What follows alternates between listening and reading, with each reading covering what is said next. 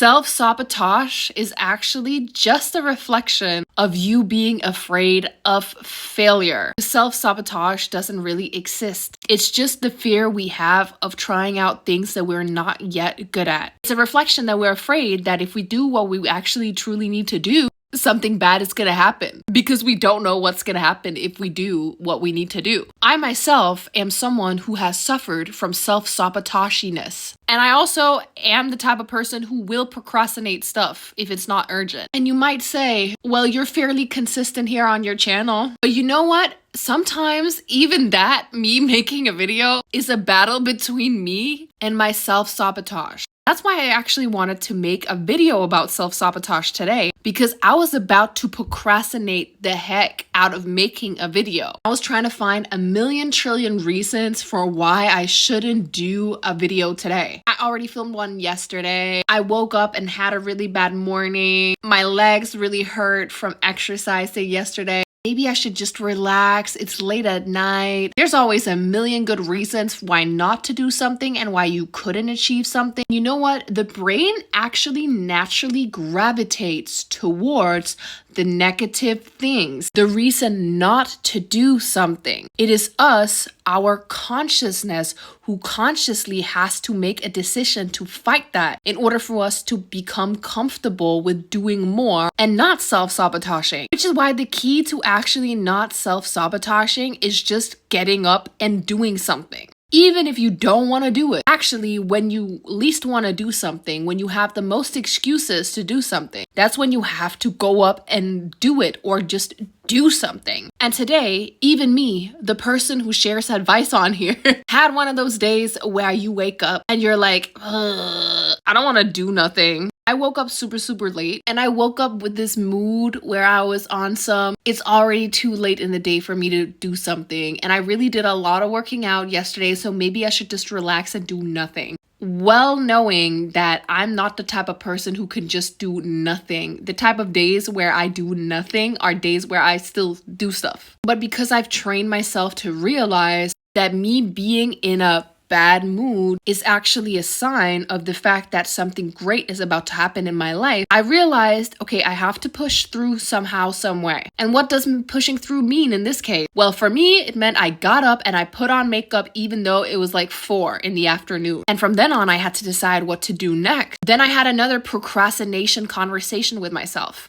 I should probably just stay at home and be productive. And then I had a little conversation with my subconscious, and I realized you're not going to become more productive if you're just sitting at home all day. The only way you're going to become more productive is if you have something that you need to do. So what I did is I went on the cinema website and I booked a ticket to go see a movie. That movie was going to start in a couple hours. And that gave me 2 hours to do something else. Now, I actually gave myself some urgency. So I decided, okay, what can I do in 2 hours? So I sat down and I filmed a video. I actually got a move on because I gave myself urgency. I was most likely just gonna procrastinate the whole evening anyway, and then be frustrated over the fact that I spent the whole day doing nothing. And because I've trained myself to know that whenever I am in a frustrated or lower mood, it is because something big is about to happen in my life, then I also know to challenge my subconscious by doing something. And doing something can literally just mean you getting up and going somewhere. I was having a conversation with myself,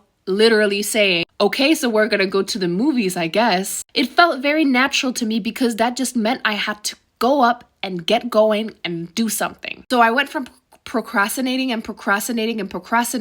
giving myself reasons why I shouldn't do something, to having something that I needed to do no matter what. And that gave me urgency to want to do something else. And there's a big difference between urgency and pressure. Urgency is actually what makes us achieve more because we understand the importance of the time we're given, and we understand urgency just makes it clear to us that we can do more with our time. Pressure, on the other hand, is a backhanded way of trying to trigger the body into feeling that they're not doing enough. Because pressure is not positive. Urgency, on the other hand, can be. But in this day and age, a lot of things can feel overwhelming, especially when they're urgent. And it's normal for things to feel weird and scary when things are urgent, because we have to take leaps of faith and we have to try to make do with the time that we have. But a lot of the time today, we try to reject urgency because we confuse it with pressure. And I know for a fact that that's something that I have been really, really guilty of doing, which is why I want to say that it's very, very not something to be ashamed of. The times in my life where I was the least productive is when I had the least urgency. It's when I had the least things I needed to actually tend to as an obligation, because that's when I had more time to just do whatever, whenever. And I was just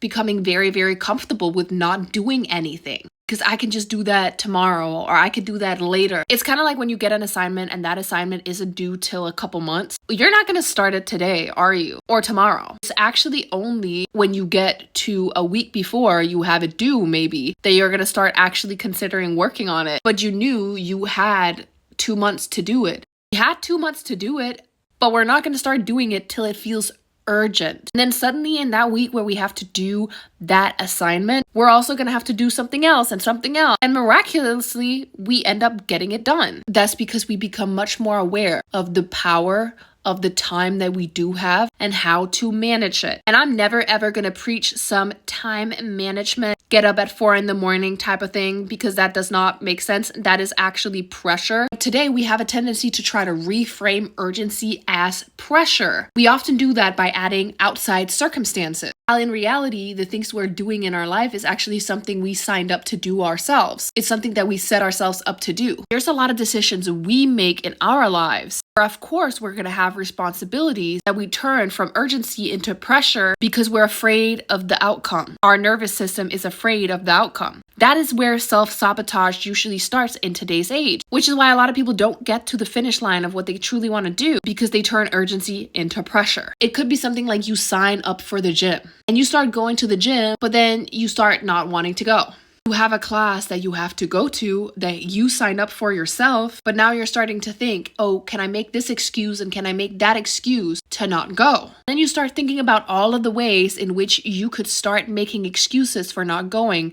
Oh, my mom called me and she's sick. I have to talk to her tonight. I was feeling it the other day. I take martial arts classes and I'm definitely not very good. And it's very daunting going because I'm just like a tiny person against these big buff guys. But my teacher of this class always says the hardest thing to do in this class is to show up. And I'm not someone who's necessarily very good at socializing. Sometimes I become a little socially overwhelmed, but I know that I get so much from going to this class because it is out of my comfort zone. It pushes me to a place that I haven't gone before. So yesterday, before I went to my martial arts class, I was trying to figure out all of these excuses, even though I knew I was gonna go, just in case I wanted to cancel it last minute. That is literally my subconscious fighting for me to cancel it so I can stay in my comfort zone. That is my body turning urgency, which can be positive, into pressure, which is negative. I shouldn't have to go to this. I'm good enough as I am. No, I shouldn't have. I don't need to go to that class. But there's a reason I signed up for it in the first place. When you turn urgency into pressure, usually you let go of accountability. Try to make it someone else's problem or someone else's reason for why you're procrastinating or why you can't do that. Usually this is when we tap into the victim complex energy. The idea that we can't do things because the world is not fit for us to do it. Well, guess what? The world is never going to be ready for the greatness that is you. So you just have to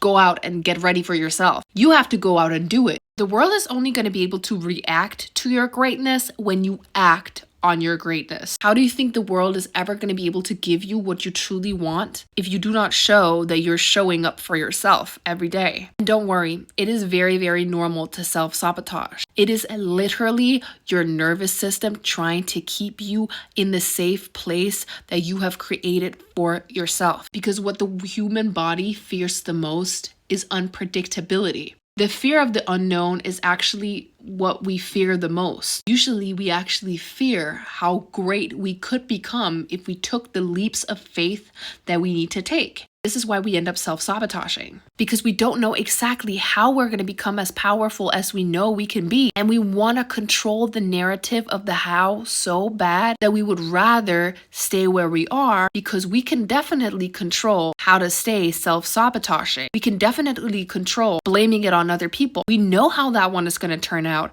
it's going to turn into resentment. It's going to turn into us not getting what we truly want. But the body is comfortable with that. And a lot of the time, the reason we actually keep on self-sabotaging is because we get something out of self-sabotaging. Believe it or not, it sounds really ridiculous, but it's true. When you self-sabotage yourself from going to the gym, what do you get? One, you get the comfort of staying at home in your warm, comfy bed with your sweatpants on, watching TV where you don't have to think about too much. Two, you get to be the type of person who can say, the gym is definitely not for me. I tried going to the gym. I'm just more of a relaxed type of person like that. I don't really take myself that seriously. And if you're constantly hanging around other people that have that same narrative, what you're gaining from continuously having that narrative in your own head is that you feel more at one with the group that you're about to abandon because you're about to become a better version of yourself. This is why it is very hard for people who have victim complexes to actually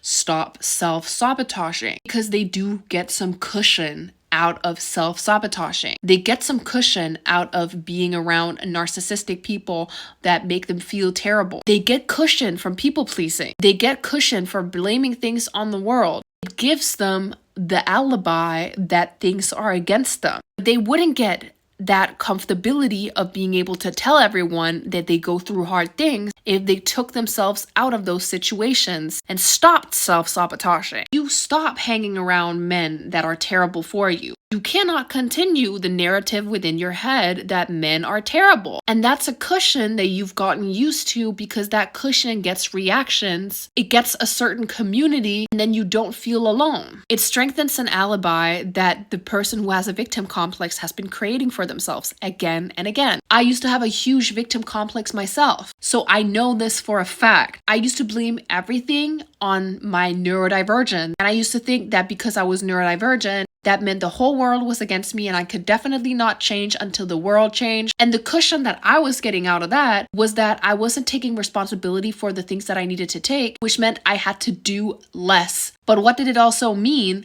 I wasn't getting more. When you get less in the long term, you ending up with nothing. And you also end up with people resenting you a lot, especially those who don't have victim complexes, because they're going to see that you're just here to take and take and take and take to cushion yourself more and more and more. You're essentially trying to get so much validation for the reality that you've created for yourself, your alibi, so you can stay in it, which is why it's great to self-sabotage, which is why people love to self-sabotage. That's why I love to self-sabotage, and I kept hanging around people or friends that weren't good for me, because I validated my own helplessness by being around people that made me feel terrible. And the scary part was cutting those people out and not talking to them anymore, because that meant I wasn't getting that validation. But you know what that also meant? I had the freedom to dissolve that idea that I had been creating in my head, that the whole world was against me, that people around me are terrible. Because what was I going to do when I didn't have the validation? Was I going to keep wallowing in it?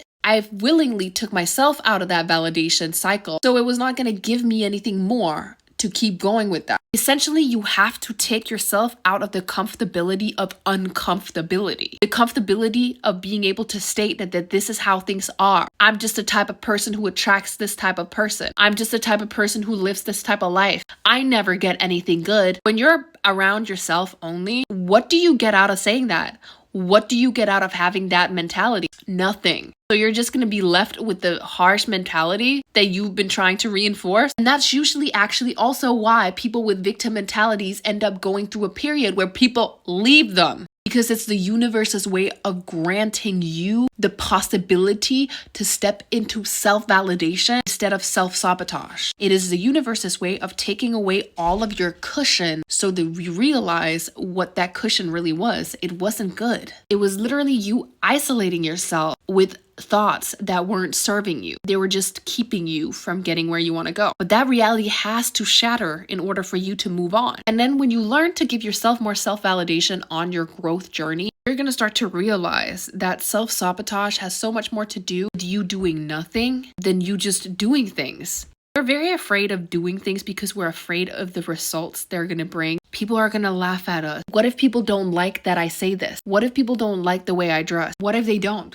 it doesn't matter. You might think, oh, what if I do something and then it goes wrong? Every step you take is a step in the right direction. It's just called course correcting. If you lose the game, you actually win the game because you decided to take a step. And that is always better than sitting down and saying, I'm not going to do anything because the world has to do it for me. It's not going to do anything for you. If you get up and do something and it doesn't work out, great, you learned something. It's just about getting up and doing it and not putting so much pressure on yourself for things having to be perfect. A lot of the time we get caught up in this idea of perfection. Everything has to be perfect before I make the next move. And that's when we don't make any moves. That's called having a fixed mindset. It's a mindset where you do not want to move unless you know that things are going to be right. This is where it's very important that you start adopting a growth mindset. A growth mindset is a mindset where you understand that even if you're not good at it, you're still learning something. And you might think, well, if you have a fixed mindset, that means that you're going to be able to calculate how you're going to do things, and that means they're going to be more perfect, and that means they're going to be better. No, because people with growth mindsets have a tendency to only want to do things if they can actually figure out what's going to happen next, which means that there are a lot of places where there's a lot of opportunity, there's a lot of things that they could possibly be really good at that they actually never try out because they only want to try out what they're actually really, really good at. I had this happen to me in high school. I used to have a very, very fixed mindset in high school. I was taking philosophy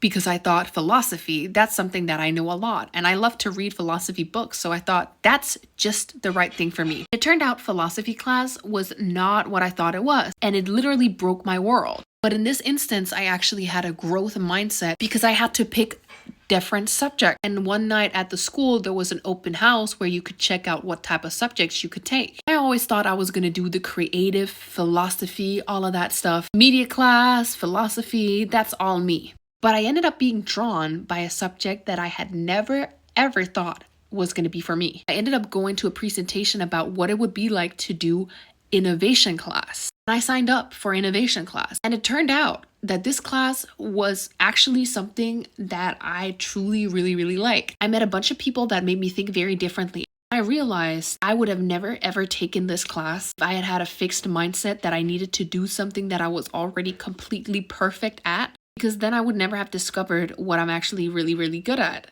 I ended up getting an A+ in that class. Not that grades matter at all, but I was really immersed in this class. I dedicated myself so much to making sure that I could figure out the solutions to these projects that I'd never thought in my whole life would be interesting to me. So I went from having this fixed mindset that unless things are perfect, I'm not going to do them, to taking a leap of faith into a subject that I had never ever tried out in my life. That also made me realize later down the road that it's okay to do something different. And you don't have to be perfect at it. It's not about being perfect. It's just about doing something. It's just about showing up. The person who shows up to the gym 3 times a week and don't do it perfect every single time is going to have much more progress than the person who shows up to the gym consistently 7 days a week for 2 months and then never shows up to the gym again. The person who shows up to the gym those 3 times a week every week but don't do it perfect every single time, they're going to see progress. They're going to get somewhere because they show up.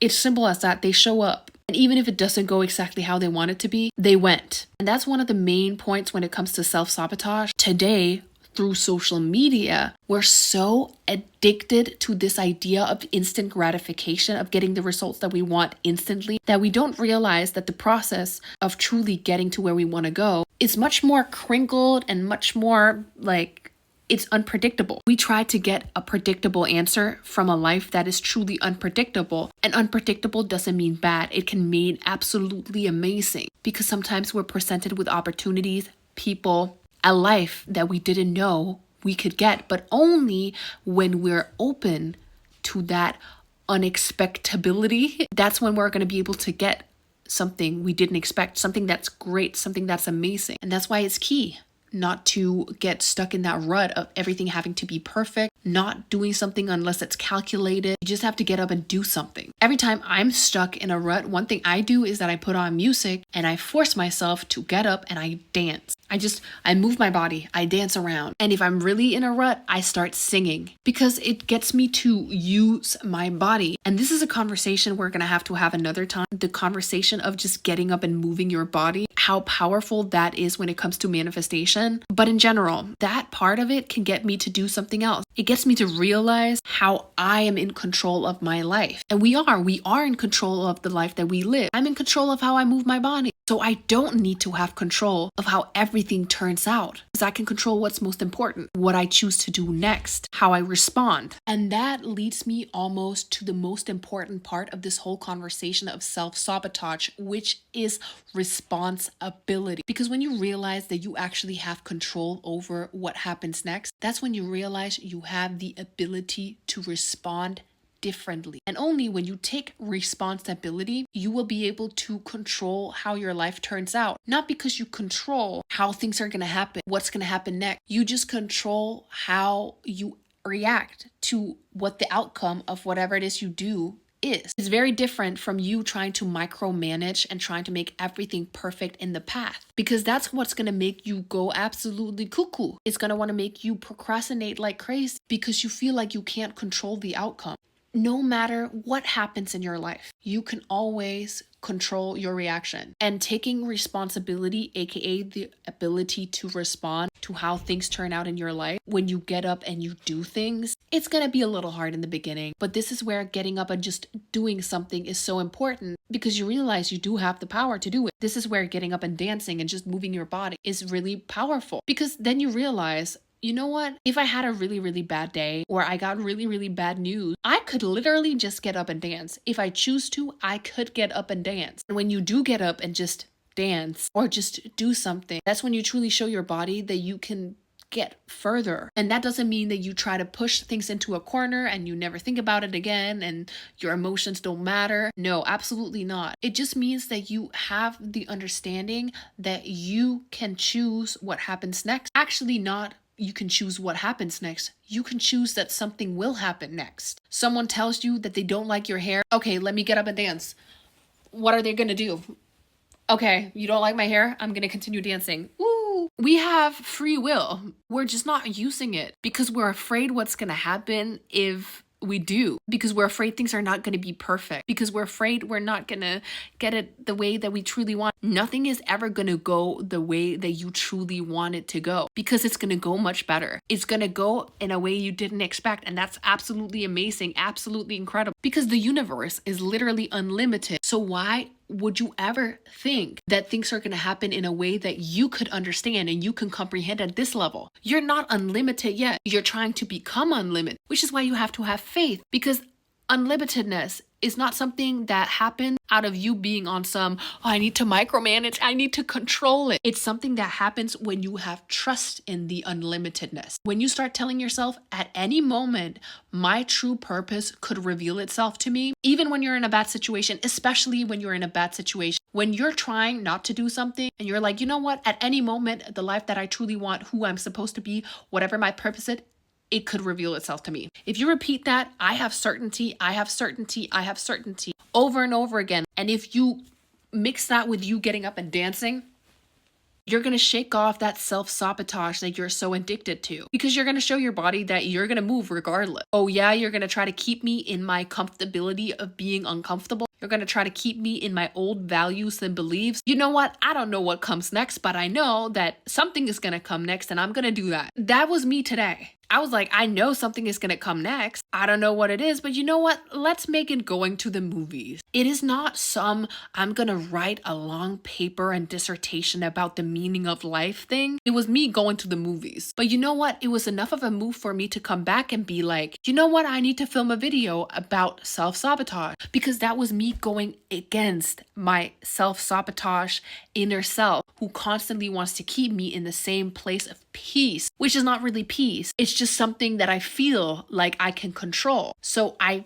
I like it a little bit more because I'm scared of being unlimited, because that means that anything could happen at any moment. And that's scary, but that's also crazy. The universe is unlimited. Why am I going to make myself limited? Why am I going to stoop down to the idea of control? We think control is such a positive and amazing thing. And there are definitely purposes for controlling what you say to certain people in certain situations. That's not what I'm trying to say. But we try to paint control as this thing that keeps us safe and good, while in reality, the biggest risks we take in life are actually not taking any risks at all, because we get more and more cushion, because we think when we control things, things are comfortable. And the more and the longer we end up controlling things, doing the same thing, gaslighting our own selves to believe that whatever it is we're trying to do is not good, it's going to be harder to break out of. Which is why when you start learning the fact that you're self-sabotaging, the most important thing is just to be aware of it. Just tell yourself out loud,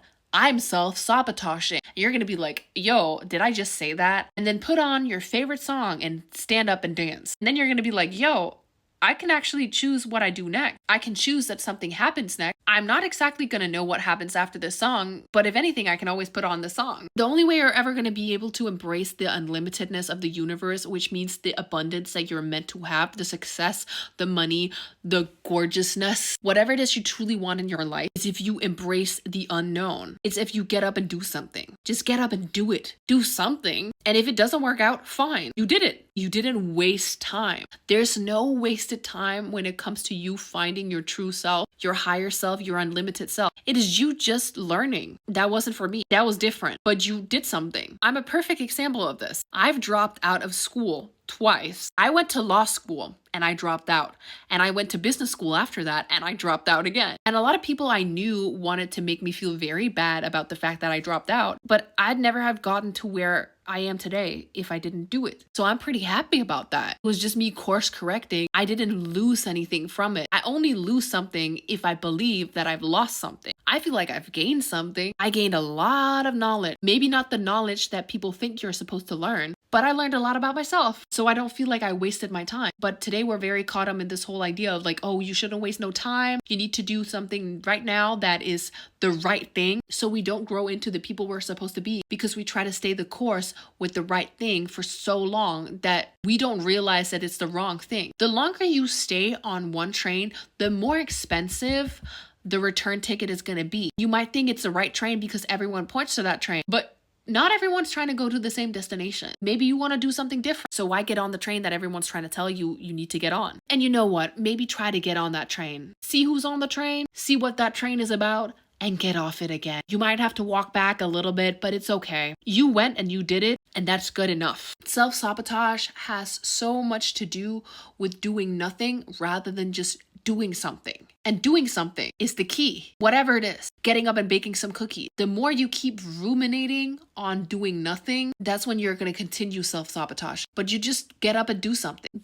Dance, go for a walk, start talking to yourself and understand that it's not about how you get there. It's just about you doing something. Because the same way that a plane is mostly just course correcting when it's trying to go over the Atlantic Ocean, when you're done with your journey of getting to where you want to go, you're going to look at every single thing you did. You're going to be like, I made a move. And every time you make a move, you learn something. It's not about being perfect. It's not about having control. It's about understanding that unlimited comes from you letting go, trusting that even though you just got up and danced and that was the next move, that might even take you to where you need to go. The universe is unlimited, so why shouldn't you be? You're unlimited too, so there's no need for you to try to control and micromanage everything. The unknown is actually very, very cool because that means that everything is absolutely possible. So embrace the unknown. Tell yourself you have certainty, get up and put on your favorite song and jam it out.